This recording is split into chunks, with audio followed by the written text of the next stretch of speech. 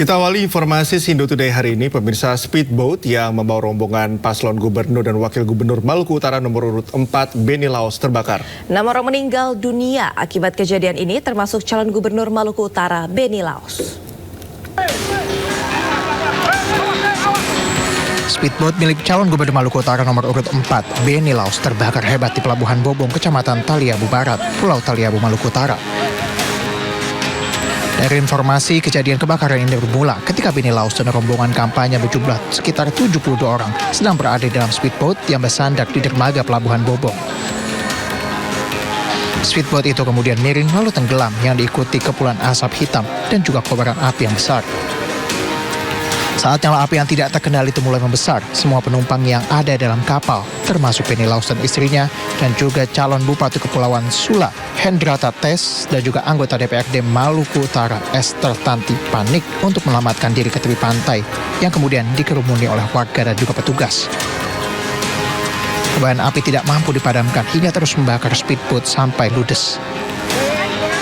Dalam insiden ini, 6 orang meninggal dunia, termasuk calon gubernur nomor urut 4 Maluku Utara, Beni Laos.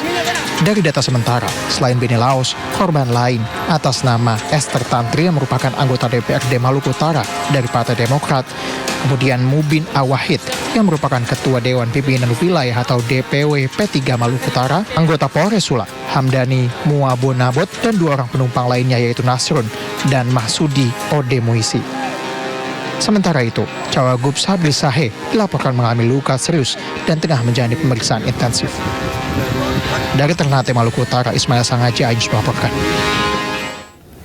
Pemirsa, calon gubernur Maluku Utara Beni Laos menghembuskan nafas terakhir pada pukul 17.30 waktu Indonesia Timur di Rumah Sakit Bobong usai mendapatkan penanganan medis. Ya, sementara istri Beni Laos berhasil diselamatkan dan mendapatkan perawatan di rumah sakit.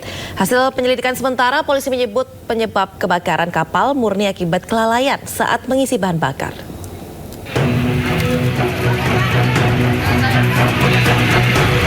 Basarnas memastikan semua penumpang sekaligus korban kebakaran kapal cepat yang mengangkut rombongan pasangan calon gubernur dan wakil gubernur Maluku Utara Beni Laos Sabrin Sahe sudah dalam penanganan tim medis. Kapal cepat Bela 72 sebelumnya dilaporkan meledak dan terbakar saat sedang mengisi BBM di Pelabuhan Regional Bobong, Pulau Taliabu.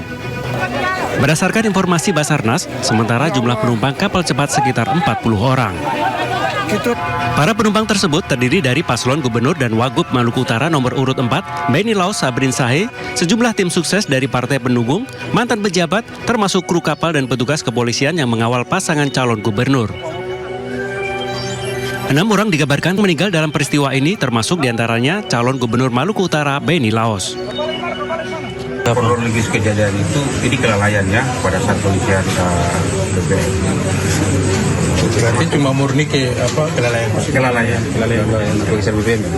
Maksudnya kelalaian BBM itu percikan dari api atau seperti apa? Kelalaian pada saat pengisian itu percikan api. Sementara untuk korban luka bakar, ringan dan sedang telah menjalani perawatan di RSUD dan Puskesmas Kabupaten Pulau Taliabu. Meski terkendala cuaca dan jarak yang cukup jauh, proses penanganan korban dan penyelidikan kebakaran tetap dilakukan sesuai SOP. Dari Ternate, Maluku Utara, Ismail Sangaji, Ainus melaporkan. Sebuah mobil ambulans yang tengah membawa pasien mengalami kecelakaan tunggal hingga tersangkut di tengah pembatas Jalan Transyogi Cilengsi, Kabupaten Bogor, Jawa Barat pada Jumat malam. Ya, pasien darurat langsung dibawa ke mobil ambulans lain untuk dirujuk ke rumah sakit.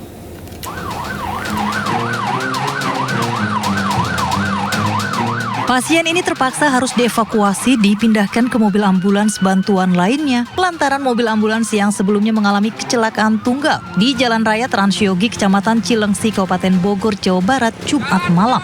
Peristiwa bermula saat mobil ambulans yang membawa pasien tersebut melaju dari arah Cilengsi ke arah Cibubur. Namun saat berada di tikungan Jambrong yang menurun, seketika ban mobil ambulans bagian depan sebelah kanan mengalami pecah ban. Ambulans yang melaju kencang pun langsung hilang kendali dan menabrak pembatas hingga tersangkut. Pasien ambulans langsung dievakuasi ke mobil bantuan ambulans lain dan dilarikan ke Rumah Sakit Citra Arafik, Kelapa II, Depok. Sementara tim unit Gakum Satlantas Polres Bogor langsung mengevakuasi ambulans yang tersangkut. Bekasi ke Depok. Bekasi ke Depok. Bekasi daerah sana. Abang nama siapa, Bang? Fikri. Fikri. Tapi nggak apa-apa Fikri ya? Nggak ada Aman, masalah. aman. Aman ya? Aman. Untuk pasien tadi lagi bawa pasien atau gimana, Pak? Pasien CT scan. Oh, CT scan. Tapi pasien sekarang dibawa kemana sekarang? Dibawa ke Depok. Beruntung tidak ada korban jiwa dalam insiden ini. Pasien ambulans pun telah dalam penanganan rumah sakit. Dari Kabupaten Bogor, Jawa Barat, Cahyat Supriyatna, Ainis melaporkan. Pemirsa, 3 gembong narkoba jaringan Bandar Narkoba Helen dari Jambi tiba di Barreskrim Polri pada Sabtu malam untuk pemeriksaan lebih lanjut.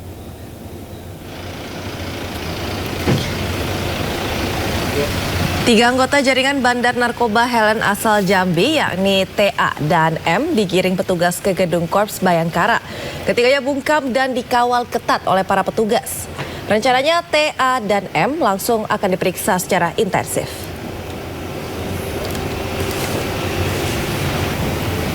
Sebelumnya, 3 kaki tangan jaringan Bandar Narkoba Helen, yakni T, A, dan M, diterbangkan dari Jambi menggunakan pesawat GA135 pada pukul 17.45 Sabtu sore. T, A, dan M menjadi perhatian pengunjung dan penumpang pesawat di Bandara Sultan Toha, Jambi. Kabid Humas Polda Jambi, Kombes Pol Mulia Prianto menyebut ketiganya merupakan bandar narkoba di mana T dan A masih bersaudara dengan bandar narkoba Helen yang tertangkap di Jakarta. Sejauh ini tim gabungan telah menangkap total 9 orang yang merupakan sindikat narkoba jaringan Helen.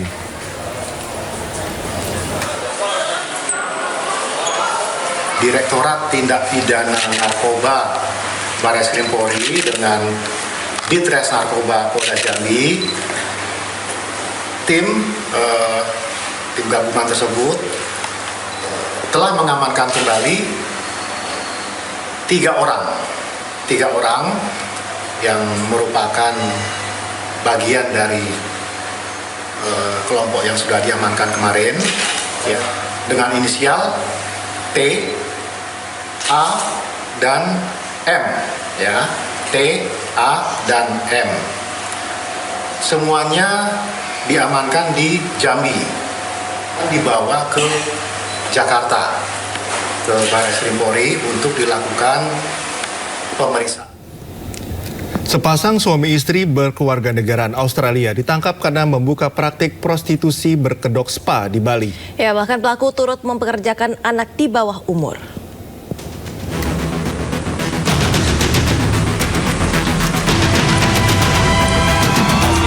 Pasangan suami istri berkewarganegaraan Australia berusia 50 dan 44 tahun ini terpaksa mendekam di rumah tahanan Polda Bali usai terlibat praktik prostitusi. Keduanya adalah pemilik usaha spa di kawasan Jalan Mertasari, Kerobokan Kelot, Kuta Utara, yang tidak hanya menawarkan jasa pijat, tetapi juga jasa prostitusi dari para terapisnya dengan tarif 1 hingga 2,5 juta rupiah per sesi. Bahkan Pak Sutri ini melibatkan anak di bawah umur sebagai terapisnya. Menawarkan pijit dengan berbagai sensasi, ya, sensasi, dan memiliki harga yang berbeda-beda, dari harga 1 juta sampai dengan 1.900.000 yang di flame, kemudian yang di pink pilis itu antara 1 juta sampai dengan 2.500.000 tergantung dari treatment yang ditawarkan. Ya, kemudian diperlihatkan terlebih dahulu terapis-terapis yang akan melakukan pekerjaannya dengan tentunya menggunakan pakaian yang sangat-sangat minim. Untuk mengelabui petugas, awalnya jasa pijat berdiri dengan izin pijat tradisional. Tidak hanya pemilik spa, 4 karyawannya berperan sebagai direktur, general manager, dan resepsionis juga turut ditetapkan sebagai tersangka. Dari Denpasar, Bali, Indra Ari, iNews melaporkan. Kita ke informasi lainnya, pemirsa. Kuasa hukum para terpidana dan mantan terpidana dalam kasus pembunuhan Vina dan Eki, Titin Prialianti, diperiksa Mabes Polri guna diminta keterangan atas pelaporan dugaan penganiayaan dan rekayasa kasus oleh Ibtu Rudiana. Ya, dari pemeriksaan yang dilakukan kuasa hukum menunjukkan beberapa bukti, yaitu adanya tindakan kekerasan dan juga rekayasa kasus di tahun 2016 lalu.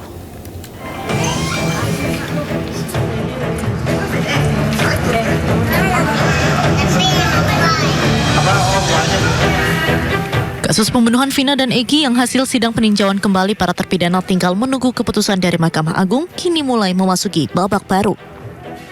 Yang teranyar, kuasa hukum para terpidana menjalani pemeriksaan dari Barreskrim Polri guna dimintai keterangan atas dugaan penganiayaan dan rekayasa kasus yang dilakukan Ibtu Rudiana pada kasus pembunuhan Vina dan Egi 2016 silam. Dalam pemeriksaan yang digelar Rabu lalu, kuasa hukum membeberkan sejumlah bukti adanya penganiayaan. Antara lain foto-foto terpidana yang dalam kondisi penuh luka di bagian muka dan badan. Selain itu, Barreskrim juga memeriksa sejumlah saksi lain. Dalam keterangan yang disampaikan di hadapan penyidik, kuasa hukum menyampaikan 5 pasal yang menjadi dasar untuk melaporkan Ibtu Rudiana. Pelaporan yang dimaksud adalah adanya dugaan yang dilakukan oleh terlapor Bapak Rudiana mengenai beberapa pasal, diantaranya 422, yaitu pegawai negeri yang memakai orang lain untuk diminta keterangannya dengan cara penyiksaan. Begitulah sederhananya supaya mudah dipahami.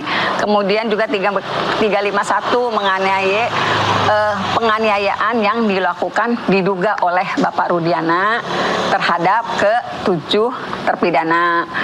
Kemudian juga mengenai perampasan kebebasan pasal 333 yang diduga dilakukan oleh Bapak Rudiana. Kemudian juga perbuatan tidak menyenangkan pasal 335, kemudian juga 242 memberikan keterangan di bawah sumpah yang sebenarnya itu merupakan sumpah palsu. Sementara itu, usai menjalani serangkaian sidang peninjauan kembali atau PK, ke-7 terpidana dan mantan terpidana zakat total hingga saat ini masih menunggu keputusan dari Mahkamah Agung. Mereka berharap agar PK dapat dikabulkan sehingga ke-7 terpidana dapat bebas. Dari Cirebon, Jawa Barat, Miftahudin Ainus melaporkan. Pemirsa, Kementerian Kelautan dan Perikanan atau KKP mengamankan 2 kapal asing berbendera Singapura yang melakukan pengerukan pasir tanpa izin di perairan Batam, Kepulauan Riau. Ya, dari 2 kapal yang diamankan terdapat muatan lebih dari 20.000 ton meter kubik pasir ilegal. Aktivitas ilegal 2 kapal asing ini berpotensi merugikan negara hingga ratusan miliar rupiah per tahun.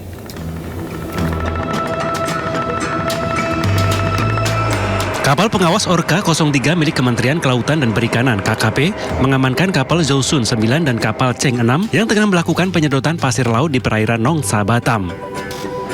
Saat diamankan, kapten kapal tidak bisa menunjukkan dokumen dan izin pengerukan serta penambangan pasir di perairan Indonesia.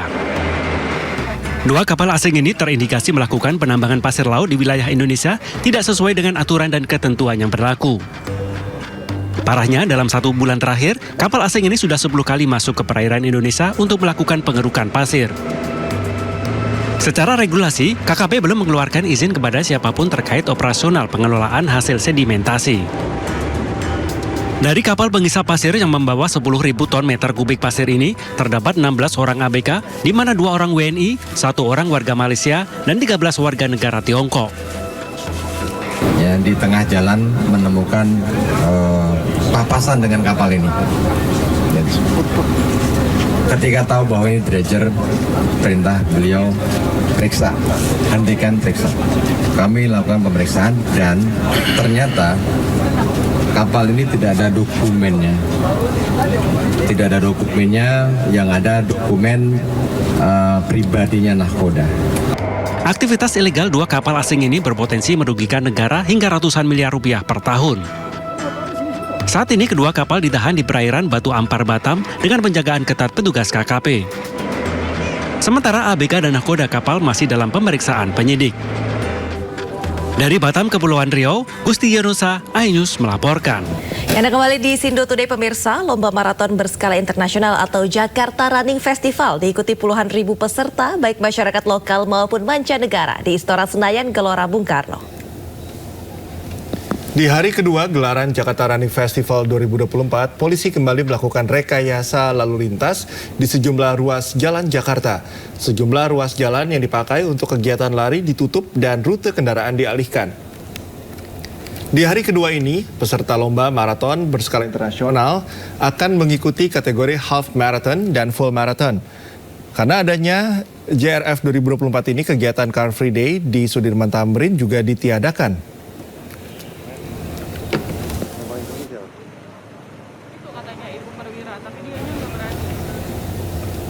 Sebelumnya, Jakarta Running Festival dihadiri oleh ribuan pecinta lari yang antusias mengikuti kategori 5K dan 10K. Ya, sejumlah ruas jalan di Jakarta ditutup mulai dari pukul 4 hingga 8 pagi.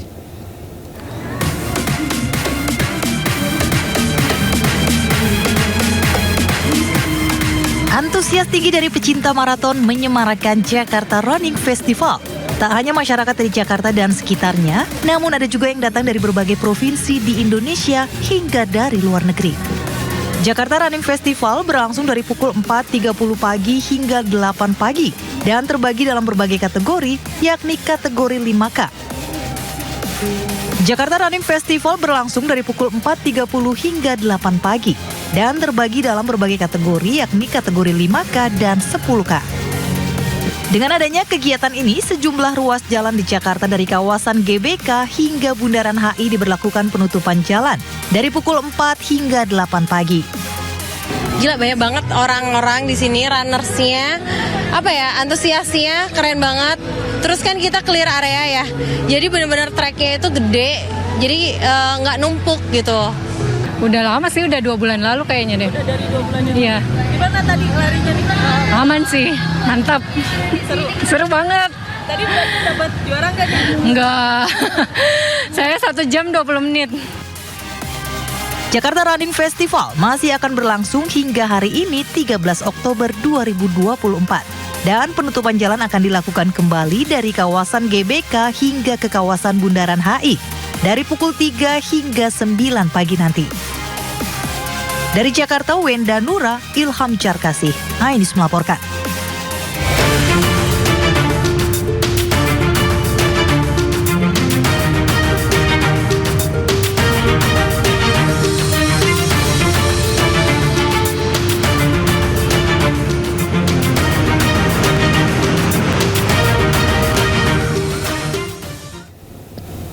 Ya pemirsa, selanjutnya kami akan ajak Anda untuk mengetahui pantauan lalu lintas hari ini di sejumlah wilayah melalui pantauan CCTV Korlantas Polri. Ya, kita akan bergabung dengan Brigadir Cici Yulia Yarangga dari Studio NTMC Polri. Halo Brigadir Cici, bagaimana pantauan arus lalu lintas di sejumlah titik di wilayah Indonesia melalui pantauan CCTV?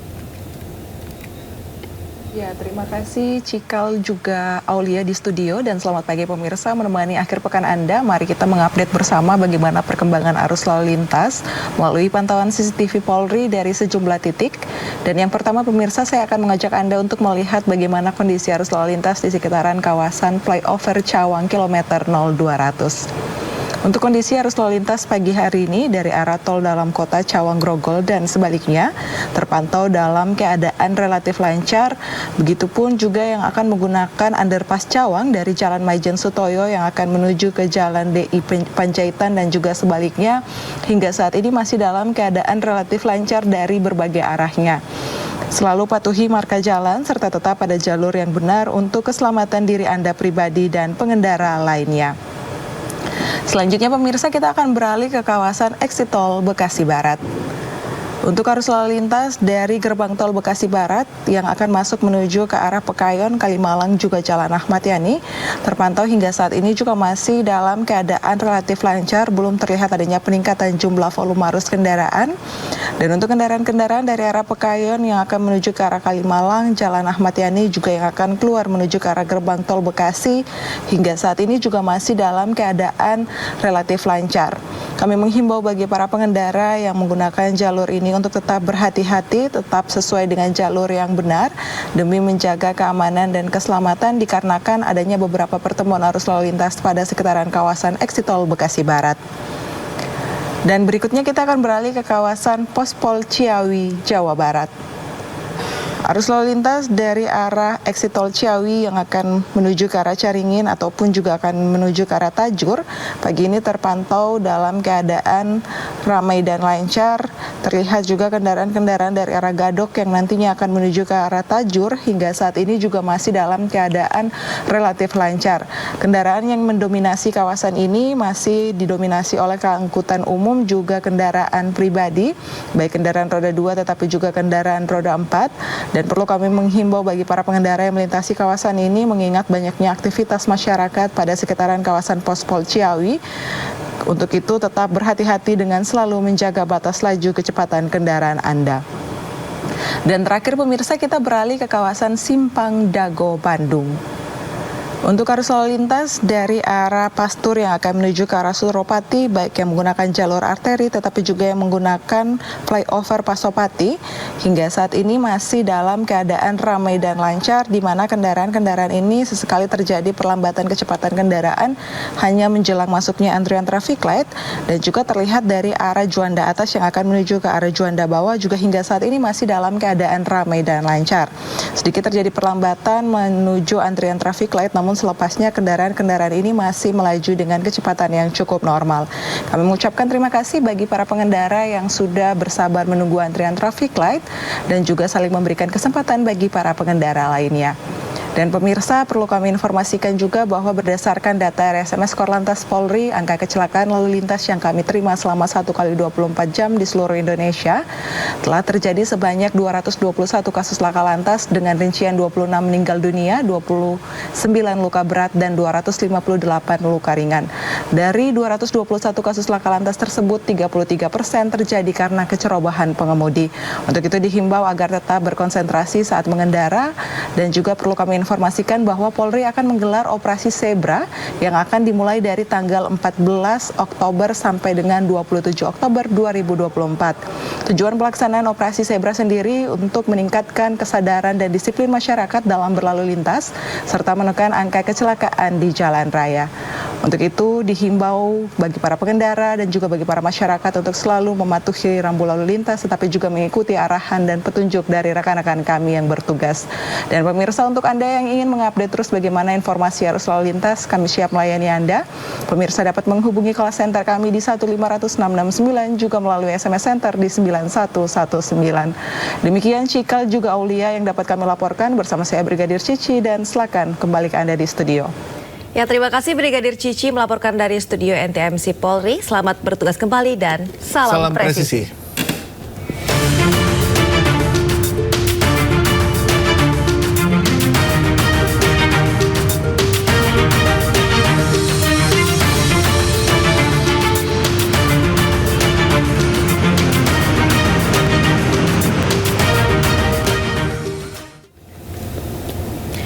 Pemirsa, Presiden terpilih Prabowo Subianto menjelaskan koalisi partai pendukungnya telah mengajukan sejumlah nama calon menteri dan tengah dipelajari. Proses pemantauan sejumlah menteri yang akan masuk dalam kabinetnya juga sudah berjalan lama.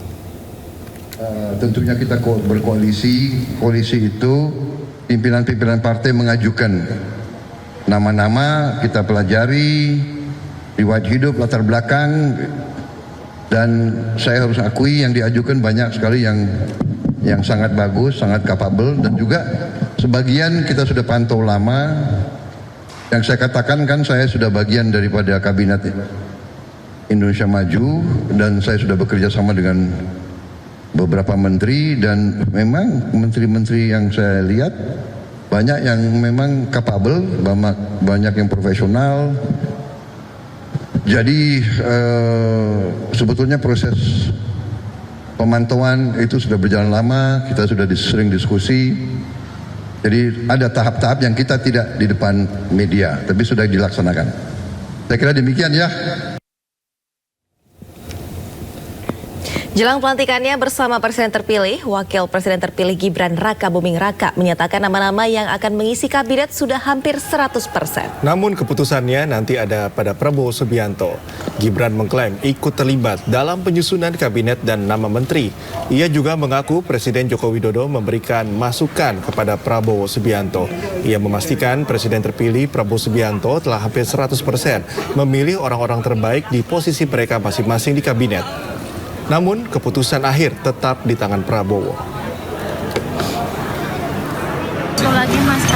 Satu lagi tenang.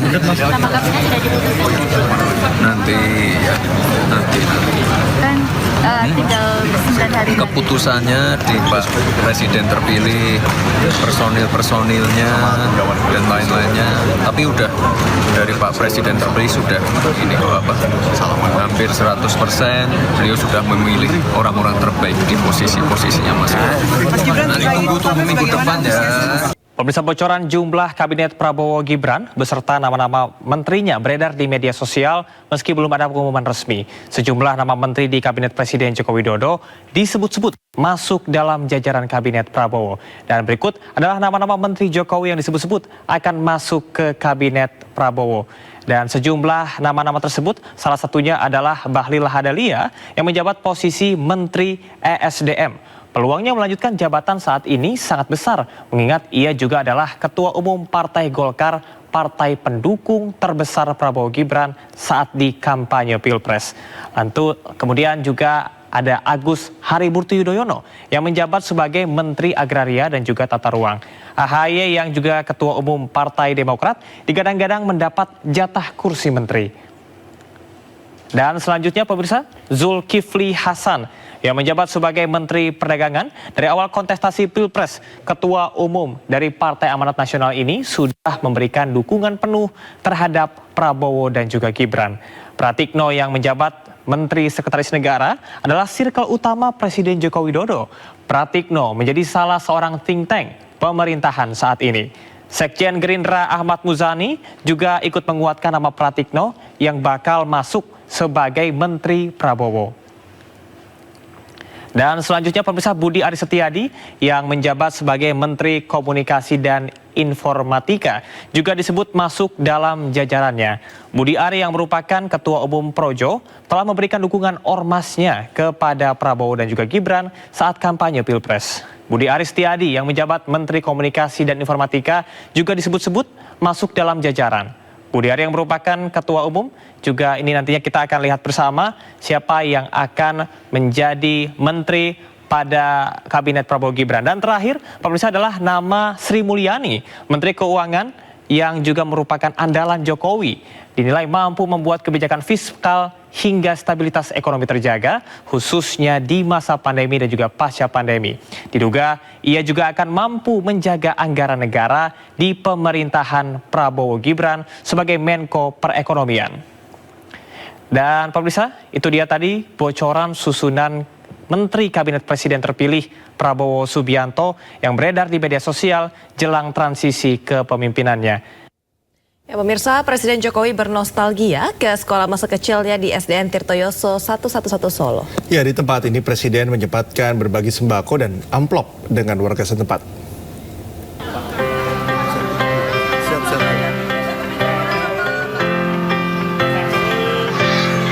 Menjelang akhir masa jabatannya, Presiden Joko Widodo mengunjungi sekolah masa kecilnya di SDN Tirtoyoso 111 Solo Sabtu pagi. Kedatangan Presiden Jokowi disambut antusias oleh para guru, siswa, dan tak terkecuali warga sekitar sekolah. Pada kesempatan tersebut, Jokowi sempat menengok ke dalam kelas sewaktu dirinya belajar di sekolah ini. Tak berapa lama, Presiden meninggalkan sekolah dan menghampiri warga yang menunggu di sekitar kawasan sekolah. Presiden nampak membagikan amplop dan paket sembako langsung kepada warga. Salah satu warga Solo yang mendapat sembako mengaku senang dan segera akan dimanfaatkan. Pak Jokowi senang lah. Senang ya? Ya senang, sangat senang Pak Jokowi kesini. Semoga Pak Jokowi sukses selalu. Usai mengunjungi SDN Tirtoyoso 111 Solo, Presiden Joko Widodo melanjutkan kunjungannya ke SMPN 1 Solo dan SMAN 6 Solo yang juga merupakan sekolahnya dulu. Dari Solo, Jawa Tengah, Septiantoro iNews melaporkan.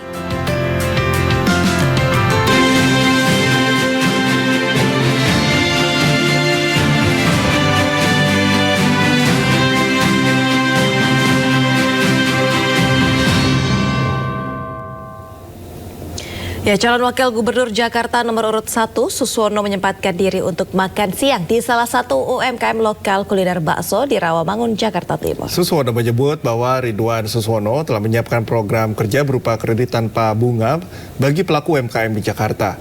Suswono juga menyempatkan untuk menyapa sejumlah pengunjung. Selain untuk makan siang, Suswono menyebut kunjungannya ini sekaligus untuk melihat masalah terkait UMKM di Jakarta. Suswono menegaskan, pasangan Ridho telah menyiapkan sejumlah program kerja untuk mendukung UMKM. Salah satunya adalah program ketupat atau kredit tanpa bunga akses cepat yang memprioritaskan UMKM untuk mendapatkan kredit dana hingga 10 juta rupiah tanpa bunga.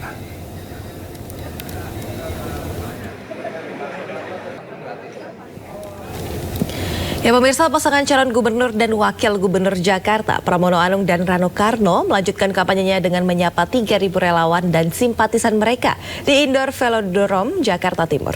Ya, di hadapan pendukungnya, Pram Rano menyampaikan jika pasangan nomor urut 3 ini yakin menang dalam 1 putaran.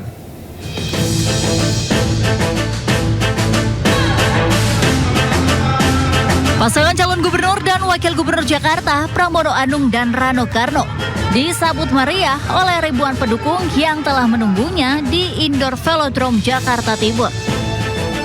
Keduanya hadir dalam acara yang bertajuk Town Hall Meeting Jakarta Menyala yang digelar simpatisan Pram Rano. Dalam acara itu, turut hadir pula komedian Lis Hartono atau Cak Lontong yang merupakan ketua tim pemenangan pasangan nomor urut 3. Dalam acara tersebut, pasangan Pram Rano mengaku yakin memenangkan Pilgub Jakarta dalam 1 putaran, sambil menyampaikan sejumlah janji kampanye yang akan direalisasikannya jika menang dalam Pilgub Jakarta nanti. Sejumlah program akan dicanangkan untuk Jakarta, di antaranya mempermudah akses untuk melamar kerja hanya dengan ijazah SD, penyamarataan layanan sekolah gratis, serta menaikkan insentif RT dan RW menjadi 2 kali lipat dari sebelumnya. Tapi sekarang banyak yang bergerak sendiri, dan itu menurut saya menjadi kekuatan yang tidak pernah saya sangka sebelumnya. Bahkan semalam di beberapa tempat termasuk di keluarga saya didatengin oleh orang yang kemudian memasang leaflet, pamflet yang nggak ada hubungannya sama tim ses, gambarnya juga beda banget. Kan saya tahu. Sehingga dengan demikian inilah yang menjadi hal yang saya pikir ini sangat positif bagi saya pribadi, bagi Bang Dul, bagi tim ses yang dikoordinasikan, dikomandoi oleh Cak Lontong ya. Keduanya mengaku tidak muluk-muluk untuk menciptakan program yang terpenting dapat dirasakan manfaatnya oleh kalangan menengah ke bawah warga Jakarta. Dari Jakarta, Moharlin, Rizky Solehun, Ayus, melapor. Calon wakil gubernur atau Cawagup Jakarta nomor urut 2, Kunwardana Abioto menemui rekan sejawatnya dan para alumni SMP 60 Jakarta di kawasan Petojo, Jakarta Pusat. Selain itu, Kun juga berdialog dan menampung aspirasi warga Cengkareng, Jakarta Barat.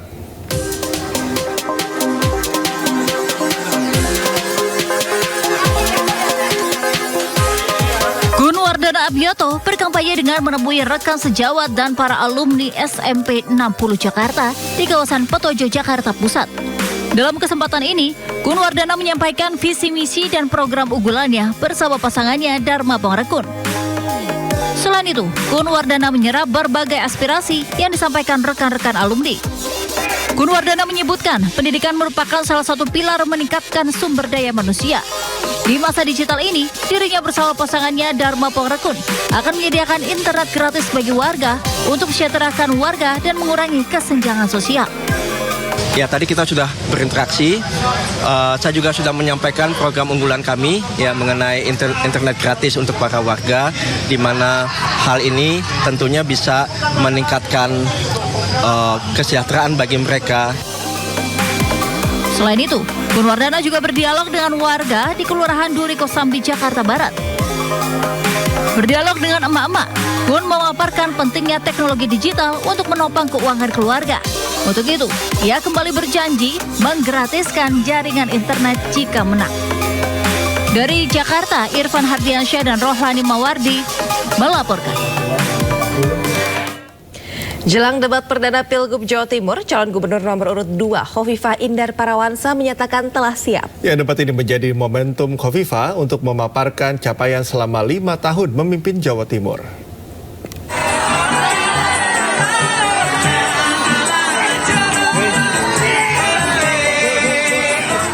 Calon Gubernur Jawa Timur nomor urut 2 Khofifah Indar Parawansa mengaku siap menghadapi debat perdana yang akan digelar pada 18 Oktober 2024 mendatang. Pernyataan tersebut disampaikan Khofifah saat melakukan kampanye di Pasar Tradisional Pabean, Kota Surabaya, Jawa Timur.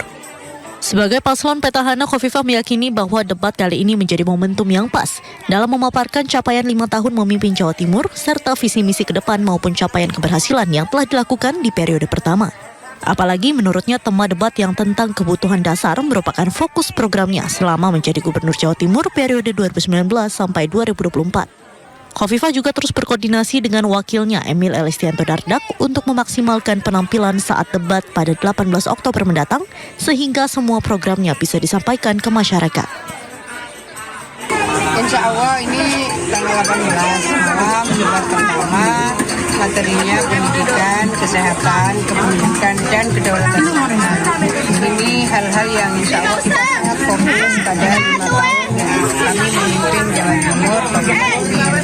Jadi kita punya kombinasi bahwa kita tetap menjaga stamina kita prima secara kualitatif.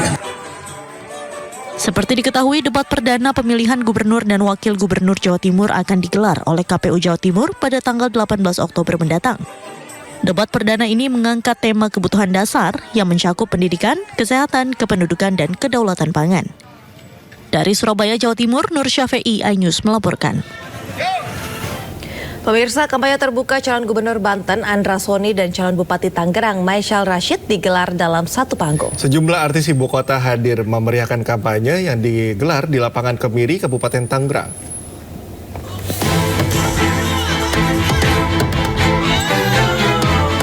Ribuan warga Kecamatan Kemiri, Kabupaten Tangerang memadati lapangan terbuka yang dijadikan sebagai lokasi kampanye terbuka calon gubernur Banten Andra Soni dan calon bupati Tangerang Maishal Rashid. Kampanye tersebut turut dimeriahkan oleh sejumlah artis ibu kota seperti Raffi Ahmad, Inara, Selin, Marcel, Carly, Aziz Gagap, Ria Ricis, Reski Aditya, Tara Budiman, dan Citra Kirana. Hal ini membuat kampanye terbuka ini seperti temu kangen para artis dan fansnya. Di hadapan para pendukungnya, calon gubernur Banten Andra Soni menjanjikan bakal melakukan perbaikan ekonomi melalui peningkatan lapangan kerja dan pendidikan gratis bagi seluruh warga Banten. Hal serupa diungkapkan oleh calon Bupati Tangerang Maishal Rashid, di mana adanya ambulans setiap desa kelurahan dan pendidikan gratis di tingkat sekolah dasar serta layanan kesehatan gratis menjadi solusi bagi masyarakat Kabupaten Tangerang. Usai melakukan kampanye terbuka, calon Bupati Tangerang Maishal Rashid melanjutkan kegiatannya dengan mengunjungi sentra pembudidayaan ikan nila milik pesantren As-Salam Kemiri. Bukan saja menimba ilmu pengetahuan agama di pondok pesantren, tapi juga dari sisi ekonominya ada nilai-nilai khusus terkait dengan pengelolaan budidaya ikan. Jadi ini contoh yang positif, contoh yang baik. Mudah-mudahan ini bisa diikuti lagi oleh pondok pesantren lainnya, atau mungkin oleh masyarakat umum. Maishal pun berjanji akan membantu permodalan bagi masyarakat Kabupaten Tangerang yang akan menjadi peternak ikan tawar apabila dirinya terpilih menjadi Bupati Tangerang. Dari Kabupaten Tangerang, Aimarani, iNews melaporkan.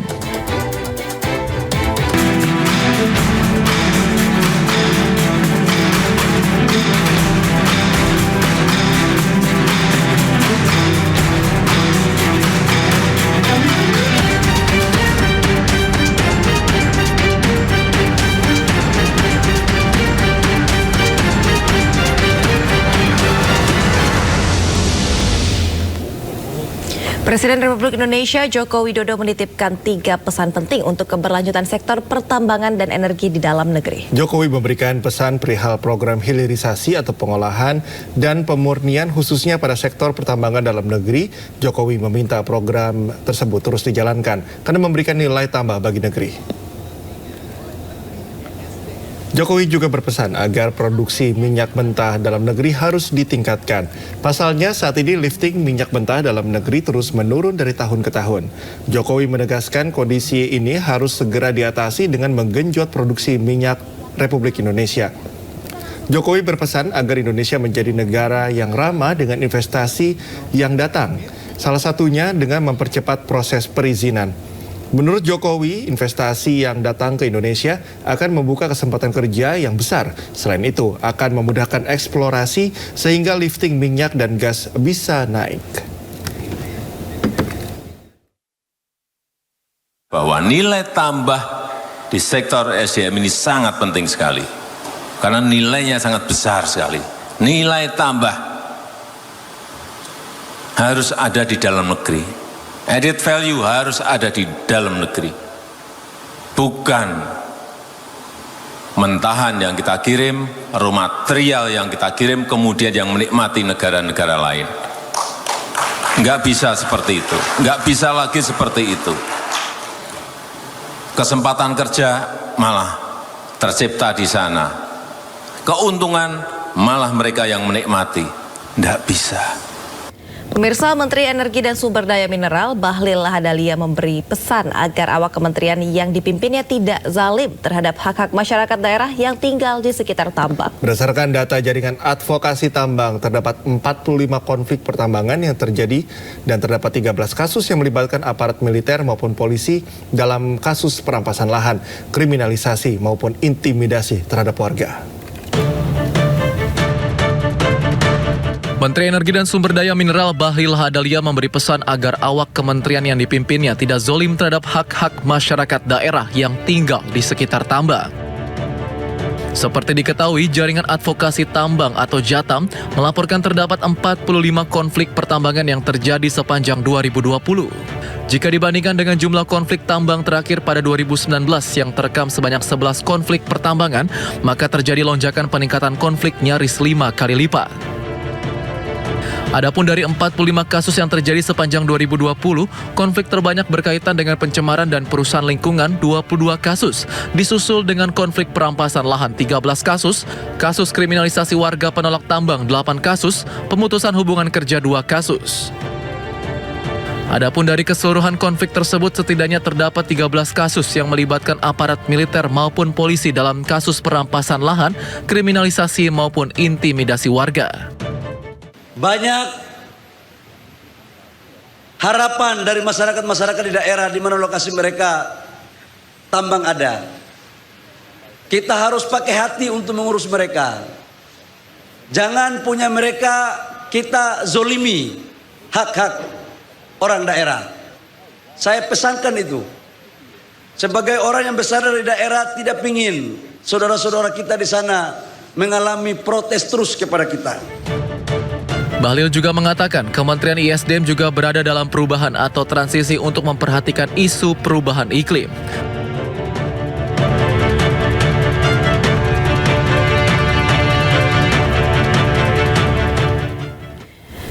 Pemirsa, kepemimpinan pemerintahan negara segera berganti. Presiden terpilih Prabowo Subianto telah menyiapkan sejumlah kebijakan strategis yang akan dijalankan dalam 5 tahun ke depan. Salah satunya wacana penghapusan pajak pembelian rumah, yakni penghapusan bea perolehan hak atas tanah dan bangunan serta pajak penerimaan negara atau PPN sebesar 16%. Seiring dengan tantangan perekonomian yang dihadapi masyarakat saat ini, pemerintah terbaru mendatang mewacanakan penghapusan sementara penghapusan pajak pembelian rumah, yakni penghapusan bea perolehan hak atas tanah dan bangunan atau BPHTB, serta pajak penerimaan negara atau PPN sebesar 16%. Penghapusan BPHTB dan PPN perumahan ini akan diterapkan untuk 1, 2, dan 3 tahun pertama. Usulan ini bertujuan untuk mengurangi beban ekonomi masyarakat dan mendorong pertumbuhan ekonomi yang lebih inklusif.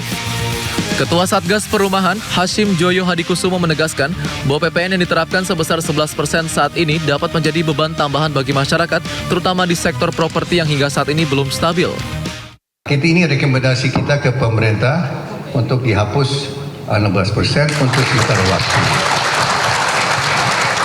Dengan argumentasi bahwa kan revenue pasti kan akan nanti tapi kita akan meyakinkan ini stimulus ekonomi, ini pengentasan kemiskinan, ini juga nanti akan di-offset. Kehilangan revenue ini akan di-offset dengan dari revenue lain. Ya, kita sudah ada revenue. Nanti ada Kementerian Penerimaan Negara. Bukan badan, Kementerian Penerimaan Negara. Dengan menghapus PPN sebesar 16% secara sementara, Hashim percaya dapat memberikan dampak positif yang signifikan terhadap daya beli masyarakat. Di mana penghapusan ini diharapkan dapat merangsang konsumsi domestik, mendorong pertumbuhan sektor bisnis, serta mendorong sektor properti kembali bangkit dan tumbuh positif.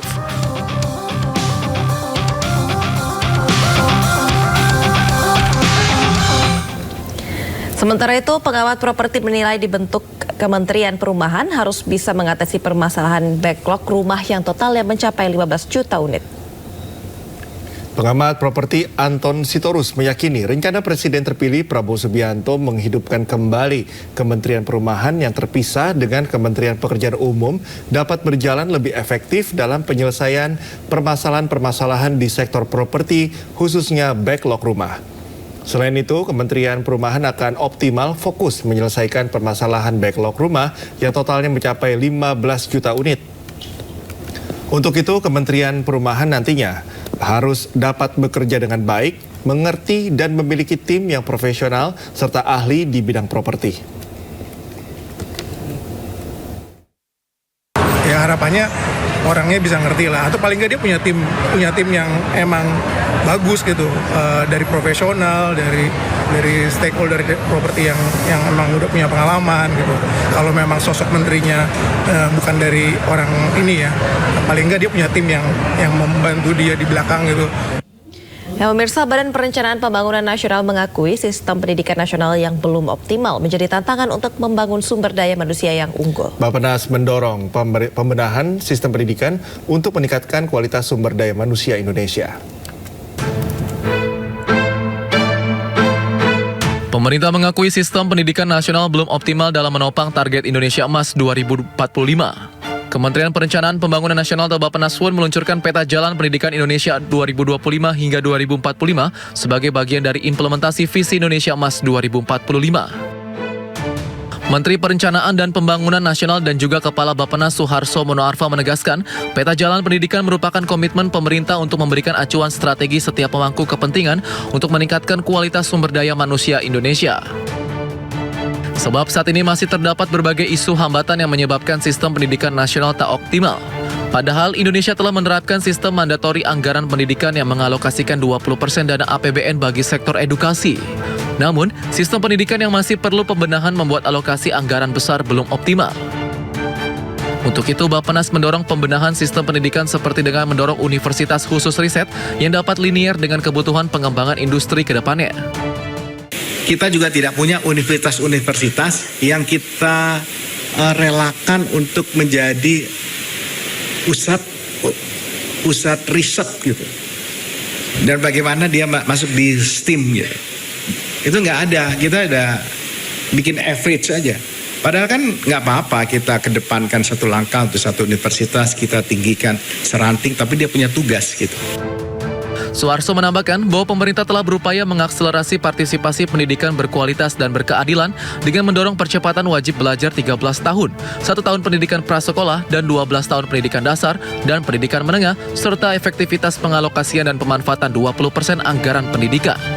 Dengan peta jalan ini diharapkan mampu menjadi pedoman rencana pembangunan jangka menengah nasional 2025 hingga 2045.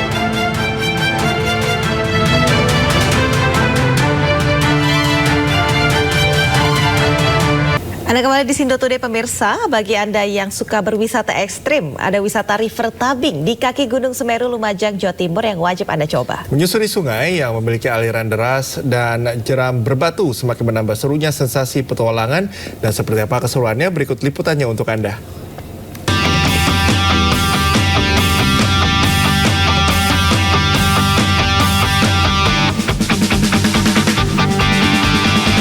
Keindahan panorama alam lereng Gunung Semeru di Desa Penanggal, Kecamatan Candipuro, Lumajang, Jawa Timur. Salah satu wisata yang wajib dicoba saat berkunjung ke desa wisata ini yaitu wisata river tubing atau susur sungai menggunakan ban. Menyusuri Sungai Wonosari yang memiliki arus deras sepanjang kurang lebih 2 km di bawah rimbunnya hutan pinus semakin membuat wisatawan betah. Wisatawan juga akan merasakan sensasi tersendiri saat melewati jeram dan meliuk-liuk di antara bebatuan sungai yang pasti memacu adrenalin. Meski terkadang harus tercebur ke sungai karena derasnya arus, namun para pecinta wisata air ini tak perlu takut, lantaran sejumlah petugas sudah bersiaga membantu dan menolong wisatawan. Seru banget, menguras adrenalin pokoknya wis. Jatuh tadi? Ya, sempat jatuh. Tapi seru sih. Wisata river tubing Wonosari berada di sisi selatan Kabupaten Lumajang. atau berjarak sekitar 2 km dari pusat kota Lumajang. Anda tertarik untuk mencoba keseruan menyusuri Sungai Wonosari ini? Dari Lumajang, Jawa Timur, Yayan Nugroho, iNews melaporkan. Ya pemirsa, di lereng Merbabu Boyolali ada satu tempat wisata yang bisa menjadi liburan akhir pekan, yaitu wisata glamping menikmati golden sunrise atau matahari terbit. Wisatawan dapat menikmati suasana pegunungan dengan cara lebih santai tanpa kerepotan, dan simak liputannya berikut ini.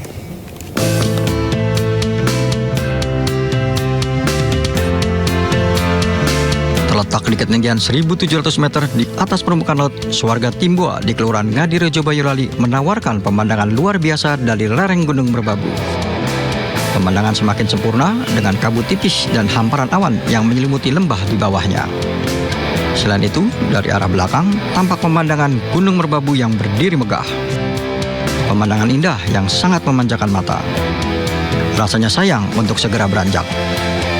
Apalagi udara yang sejuk membuat semakin betah untuk berlama-lama hingga tak terasa malam pun tiba.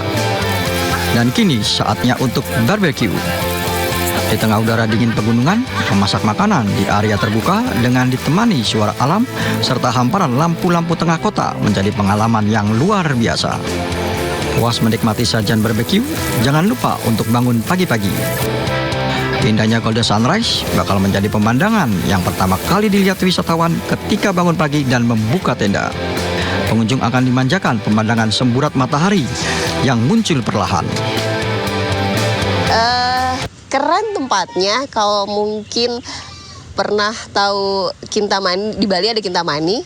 Nah di Timboa kita dapat vibe yang hampir sama gitu loh. Juga kalau malam ini view-nya bagus banget karena kita bisa ngelihat lampu-lampu kota, kayak hamparan lampu-lampu yang luar biasa gitu dari ketinggian. Entah itu mana aja tuh kelihatannya tuh keren banget.